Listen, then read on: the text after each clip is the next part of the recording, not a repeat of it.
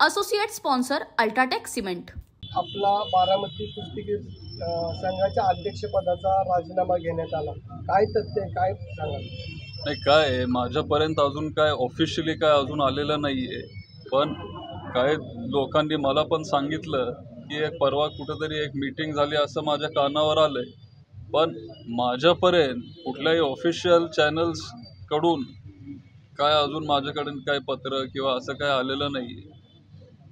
आत्ताच म्हणजे निवडणूक झाल्यानंतरच ही चर्चा का सुरू झाली? मला काय त्याच्यावर काही सांगता येणार नाही. ही चर्चा आहे, शेवटी आता काय कोणीही कशावरही चर्चा करेल, पण ते खरीच असेल असं नसतं ना. आपण बघितलंय की कुस्तीगीर पैलवान देखील तयार झाले आणि आताच हे चर्चेला उदाहरण का? काय सांगता येणार नाही, पण एक 3-4 वर्षापासून मी कुस्तीगीर संघाची जबाबदारी माझ्याकडे घेतली. त्याच्या आधी श्रीनिवास बापू ते बघत होते आणि या 3 वर्षात आपण खूप तिथं चांगलं काम केलंय. तिथले पैलवान वाढले. हाँ शुक्ला जी, भिजवाना सिर्फ अल्ट्राटेक ही। मान गया बेटा, पर अल्ट्राटेक ही क्यों?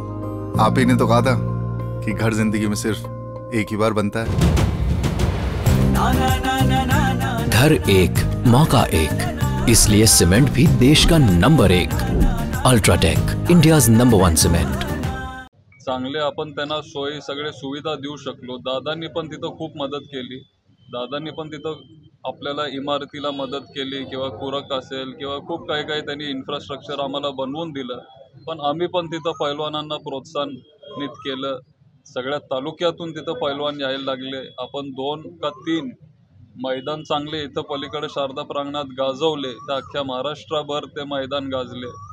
आपल्या पैलवानांना जे पूर्वी काय कमी मेडल्स वगैरे मिळत होते, ते आता मोठ्या प्रमाणात मेडल्स आणि हे सगळे मिळायला लागलेत. बाकीकडं पण जिथं कुठं ते जातात ते तिथं चांगल्या पद्धतीने जिंकत आहेत आणि तिथं चांगलं काम चालू आहे.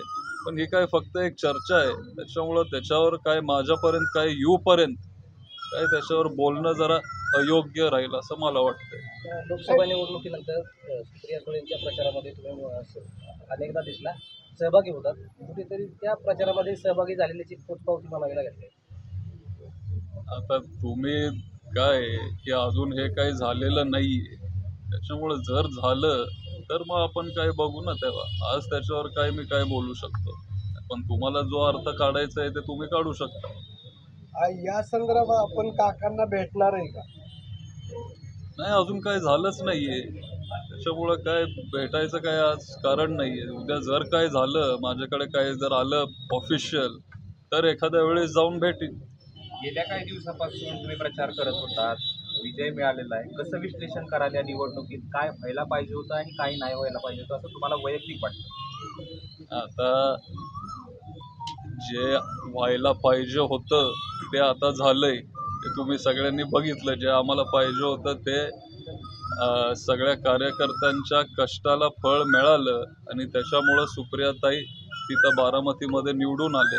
याचा आम्हाला सगळ्यांना खूप आनंद आहे आणि आम्ही सगळे निकालावर खूप खुश आहोत. 4 महिन्यानंतर विधानसभेच्या निवडणुका येऊ पाहतात. बारामतीचा शरदचंद्र पवार गटाचा उमेदवार कोण असेल? ते पवार साहेब ठरवतील. आज आपण फक्त इथं काम करतोय. लोकांचे जे काही प्रश्न आहेत ते सोडवायचा प्रयत्न आपण करतोय.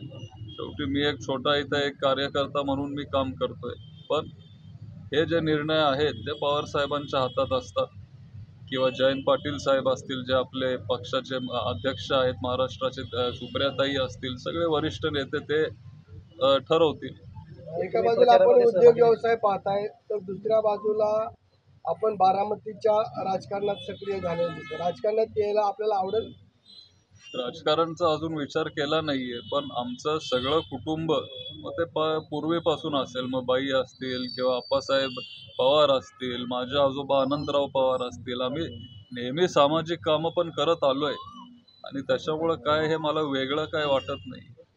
बारामतीमध्ये जर तुम्हाला विधानसभेला शरद पवार गटाचा उमेदवार म्हणून संधी मिळाली, काय तुमची भूमिका असेल? ते जर तरचे प्रश्न आहे, त्याच्यामुळं जर ते झालं तर मग ते आपण बघू. खरं तर ही निवडणूक पवार कुटुंबाभोवती फिरली गेली. ज्या उमेदवार जरी कार्यकर्त्यांच्या दृष्टीने असेल किंवा तुम्ही जो भूमिका घेतली विचाराच्या बाजूने जायचं तुम्ही आधी देखील खूपदा सांगितलंय, परंतु पडला आहे तो तुमच्या घरातलाच उमेदवार पडलेला आहे, याकडे तुम्ही कसं बघता? नाही, त्याचं वाईट पण वाटतं.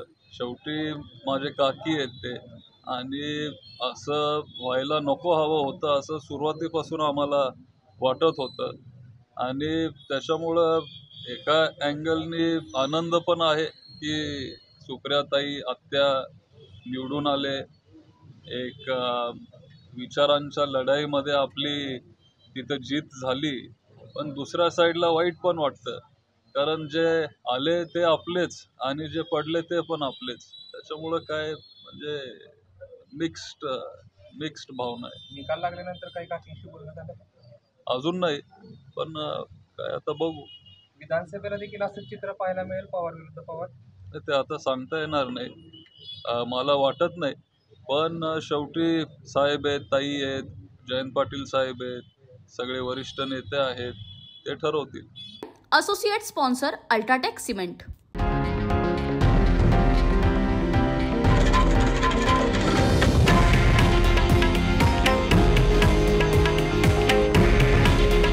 हे आहे देशातील नंबर 1 न्यूज नेटवर्क आणि आपण पाहत आहात TV9 मराठी. काळजी तुमची, हित महाराष्ट्राचं.